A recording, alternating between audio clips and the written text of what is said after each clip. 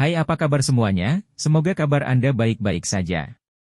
Terima kasih karena sudah memberikan support dan juga kesetiaan Anda untuk membangun channel Codot Film. Yuk kita lanjutkan alur ceritanya, sambil siapin kopi dan cemilan, setting suara volume full. Gasken. Anakku, jangan menangis. Paman akan membawamu pulang. Kami telah menganiaya Anda. Shi Linhu berkata dengan suara gemetar. Dia adalah pria yang berjalan keluar dari gurun besar, pria yang kuat dan tegap, tetapi saat ini, matanya merah, dan dia tersedak oleh isak tangis. Pergi! Ayo kembali! Shi Feijiao berjalan, bersiap untuk mengangkat Shi Hao. Ketika dia melihat darah di dadanya, matanya melebar, merasa sangat sedih. Nak, kamu akan sembuh kembali. Mari kita kembali ke Desa Batu. Kami tidak akan pernah keluar lagi dan selamanya menghabiskan hari-hari dalam damai, menarik diri dari urusan duniawi. Kepala desa Xiunfeng berkata dengan suara gemetar. Tangannya yang kasar membelai kepala dan wajah Shi Hao. Shi Hao dengan paksa mengangguk. Kata-kata yang tulus dan jujur, tindakan sederhana, ini membuat aliran panas mengalir dari hatinya. Hidungnya terasa sakit, dan air mata panas mengalir di wajahnya. Penduduk desa tidak terlalu banyak berpikir, datang dengan ribut. Rasa sakit dan kesedihan mereka semua tertulis di wajah mereka. Mereka adalah orang-orang yang sederhana dan jujur, mengucapkan kata-kata yang benar yang mencerminkan keadaan pikiran mereka. Dazuwang, Ermeng, Pihou dan yang lainnya sudah dewasa. Kelompok sahabat dari masa kecilnya ini mengelilinginya, air mata mengalir dari mata mereka. Mereka membawanya untuk kembali ke Desa Batu. Pelan-pelan, Raja Perang berjalan. Wajahnya juga menunjukkan kekhawatiran. Dia benar-benar ingin membawa Shi Hao kembali ke wilayah gurun juga, tetapi keadaan tubuh Shi Hao terlalu buruk dan tidak tahan dilempar dari sisi ke sisi. Selain itu, dia selalu membawa secercah harapan dari tulang abadi yang menyembuhkan Shi Hao. Saat ini, dia menjelaskan kepada orang-orang Desa Batu dengan suara lembut. Rambut Xiunfeng sudah putih. Ketika dia mendengar ini, tubuhnya bergetar ringan dan dengan hati-hati mengeluarkan wadah batu giok kecil. Aku punya sesuatu dari musim semi abadi di sini. Mari kita gunakan dulu. Ini akan efektif. Ketika sesuatu seperti ini dibawa keluar, itu segera membuat banyak orang terkejut. Mereka yang berdiri di sini semua tercengang. Mereka bahkan memiliki hal ilahi semacam ini? Persis seperti apa latar belakang yang dimiliki Stone Village? Mulut semua orang kehilangan kata-kata.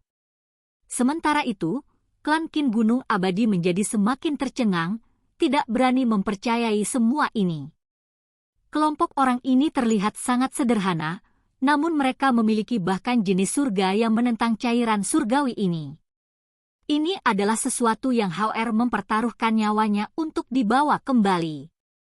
Dia ingin meninggalkannya untuk penduduk desa, jadi kami menahannya selama ini. Hari ini, kita akhirnya bisa memanfaatkannya dengan baik. Kepala klan tua itu menangis. Saat itu, Shi Hao memperoleh 5 tetes mata air abadi dari 100 Shattering Mountains. Itu memiliki karakteristik memperpanjang hidup. Dia ingin meninggalkannya untuk digunakan oleh Stone Village. Hao-er terus-menerus membawa kembali darah keturunan yang berharga, obat-obatan spiritual, dan banyak hal lainnya kembali ke desa dari dunia luar, seperti orang dewasa yang menyediakan untuk orang yang dicintainya. Ketika kepala klan mengatakan ini, wajahnya yang dipenuhi kerutan tersenyum tetapi juga menangis. Dia sangat tersentuh. Beberapa tahun yang lalu, berapa umur Shi Hao? Namun dia berjalan keluar ke tanah terlantar yang besar, memasuki 100 pegunungan yang menghancurkan, melanjutkan ke sarang Kunpeng, dan bertemu dengan banyak individu yang kuat. Namun, dia mengembalikan semuanya dari dunia luar kembali ke desa. Semua orang bisa sangat merasakan niat murni pemuda ini. Dia ingin desa Tandus menghabiskan hari-hari mereka dengan lebih baik. Ini adalah sisi lain dari batu kecil itu. Semua orang melihat bagaimana dia naik ke tampuk kekuasaan, bagaimana kekuatannya menginspirasi kekaguman di seluruh dunia, tetapi mereka tidak tahu bahwa dia masih memiliki sisi ini padanya.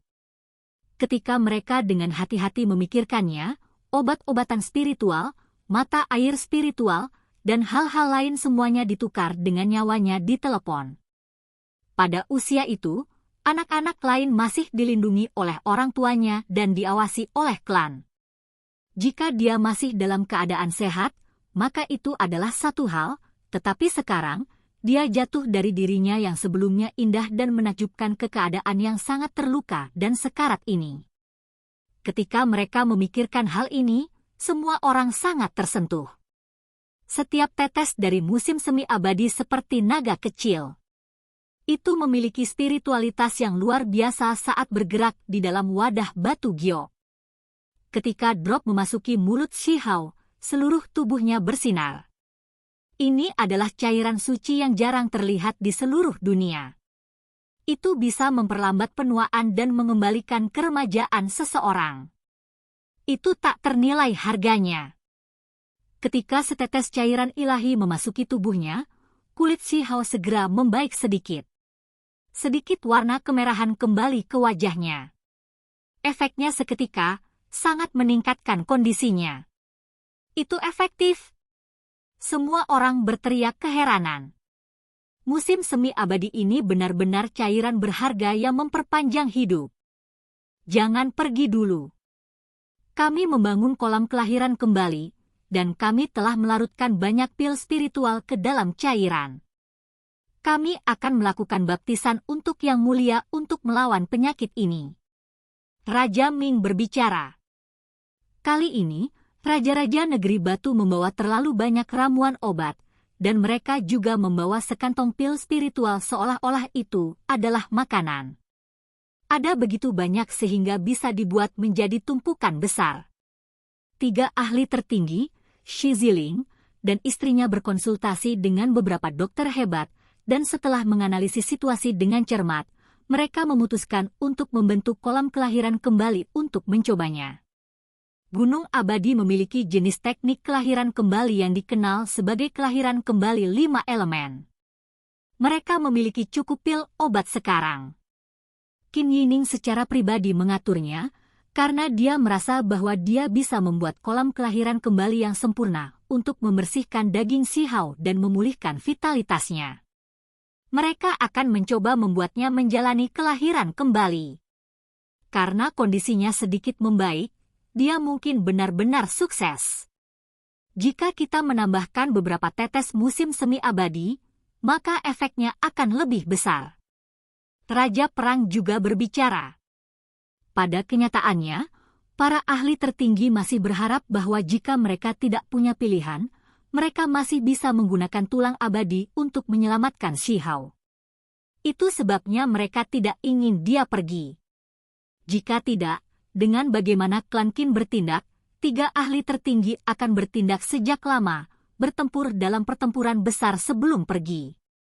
Orang-orang desa batu tidak puas dengan klan Qin, tetapi ketika mereka mendengar bahwa melakukan ini bermanfaat bagi Shihao, maka mereka secara alami memutuskan untuk mencobanya.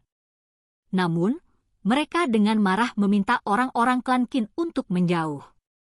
Mengangkat permintaan ini di Gunung Abadi juga merupakan jenis penghinaan terhadap klan Qin. Namun, orang-orang Stone Village sangat sederhana dan lugas. Mereka tidak memiliki kesan yang baik tentang mereka. Mereka sama sekali tidak mempercayai Gunung Abadi. Nak, kita hanya akan tinggal di sini selama 1 malam dan pergi besok. Mari kita lihat apakah kolam kelahiran kembali ini akan berguna, kata kepala desa Xiunfeng. Shi Linhu, Shi Feijiao, Ermeng, Pihu, dan King Feng berjalan juga, mengelilingi Shihao dan secara pribadi menjaganya, tidak membiarkan lebih banyak orang mendekat. Kekuatan besar dari seluruh dunia datang tanpa henti, membuat Gunung Abadi menjadi tempat yang sangat hidup. Namun, Semua master sekte dan individu yang kuat diblokir di luar. Ini adalah malam yang sangat penting, jadi tidak ada yang diizinkan mendekat. Di dalam kolam spiritual, energi keberuntungan naik dan cahaya warna-warni berputar-putar. Itu tampak seperti cairan giok. Awalnya berwarna putih susu, lalu hijau berumput sebelum berubah menjadi kuning tanah. Itu terus berubah. Kepala kakek, aku ingin meninggalkan mata air abadi bersama Stone Village. Jangan sia-siakan itu di tubuhku lagi. Shi Hao tahu keadaan tubuhnya sendiri. Dia benar-benar tidak ingin mereka menyia-nyiakannya seperti ini. Namun, bagaimana mereka bisa menyetujui permintaan ini? Mereka menyuruhnya membawa setetes cairan suci ini ke dalam kolam kelahiran kembali untuk melakukan perawatan. Tubuhnya penuh luka, dan tulang-tulang di tubuhnya penuh dengan retakan. Dia tenggelam dalam kabut segera setelah dia masuk. Sejumlah besar esensi spiritual dituangkan ke dalam tubuhnya untuk menyehatkan tubuhnya yang terluka. Ini efektif. Semua orang senang. Mereka melihat bahwa tubuh Shi Hao bersinar. Luka-lukanya menggeliat, dan suara tulangnya yang menyentuh bisa terdengar. Mereka merasa seperti kolam mulai bekerja. Para dokter hebat mengerutkan kening. Mereka dengan hati-hati menonton tanpa mengatakan apa-apa. Mata Shi Hao tertutup saat dia duduk di sana, memungkinkan beberapa ahli tertinggi untuk membantunya menetralkan kekuatan obat dan membaptis dagingnya. Tidak diketahui berapa banyak pil spiritual yang dilarutkan ke dalam kolam cairan obat ini. Qin Yining dan Zi Ziling melindungi tempat ini dengan lebih hati-hati, secara pribadi membimbing prosesnya. Mereka memahami struktur dan efek dari kolam kelahiran kembali. Saat ini, ekspresi mereka sangat gugup. Shi Hao menghela nafas dalam hati. Dia kemudian diam-diam mengoperasikan teknik itu. Saat itu, demi menyelamatkan orang tuanya dan mencari kakeknya, dia telah mendatangkan malapetaka di sini dan memperoleh jalan rahasia kelahiran kembali 5 elemen. Dia tahu bahwa penyembuhan di sini akan ada gunanya, tetapi itu tidak akan bisa mengubah nasibnya. Orang lain tidak tahu, tapi dia mengerti dengan jelas. Simbol kutukan karat hijau menjadi semakin terkonsentrasi, menyatu ke kedalaman tulangnya, membuat mereka sangat sulit untuk diusir. Selama malam itu, Shi Hao pingsan beberapa kali, dan bangun lagi beberapa kali. Dia disambut dengan awan cerah berwarna-warni di pagi hari. Banyak orang berdiri di kejauhan, menyaksikan kolam kelahiran kembali dari jauh dan menunggu hasilnya. Mereka tidak tidur sepanjang malam. Bagaimana dia? Akhirnya, mereka mendengar suara dari air kolam. Orang-orang Stone Village dan bangsawan Stone Country semua bergegas untuk bertanya bersama. Raja Perang menggelengkan kepalanya, menunjukkan ekspresi serius. Kolam kelahiran kembali 5 elemen tampaknya sedikit meningkatkan keadaan Shi Hao, tetapi masih tidak dapat sepenuhnya menghilangkan simbol kutukan itu. 3 ahli tertinggi dengan hati-hati memeriksa tubuhnya, memperhatikan bahwa seiring berjalannya waktu, karat hijau itu menjadi semakin padat. Kita akan pergi sekarang, kata Shilin. Dia tidak ingin tinggal di sini lebih lama lagi. Mari kita tunggu sedikit lebih lama. Beberapa dokter hebat sedang berdiskusi untuk melihat apakah mereka dapat menggunakan akupunktur ilahi untuk merangsang vitalitas tubuhnya. Mari kita lihat pendapat terakhir mereka. Peng Nine berbicara dengan ekspresi tidak menyenangkan. Di halaman kecil, Shi Hao menyambut cahaya warna-warni pagi sambil berbaring di kursi empuk. Kepalanya menunduk, saat ini memusatkan perhatiannya pada mengukir tulang. Itu adalah teknik Kunpeng. Dia tahu bahwa dia tidak punya banyak waktu lagi. Semua upaya ini sia-sia. Tidak ada cara untuk menghilangkan kekuatan kutukan dari sosok hebat Immortal Palace. Kak Aca. Kepala tua Shi Yunfeng bisa dengan jelas mendengar suara tulang retak dari dada Shi Hao, serta melihat untaian darah yang mengalir keluar dari sudut bibirnya. Anak! Dia meraung keras. Dia menggunakan hidupnya untuk mengukir teknik kunpeng. Tulang makhluk tertingginya hancur berantakan. Sepotong kecil telah terkelupas. Yang lain bergegas juga untuk menghentikannya. Klan Qin, bagaimana kalian semua bisa begitu tak tahu malu, memberikan saran seperti ini? Hao-Er sudah hampir mati, namun Anda membawa teknik kunpeng. Kalian semua melakukan kejahatan. Seorang paman meraung.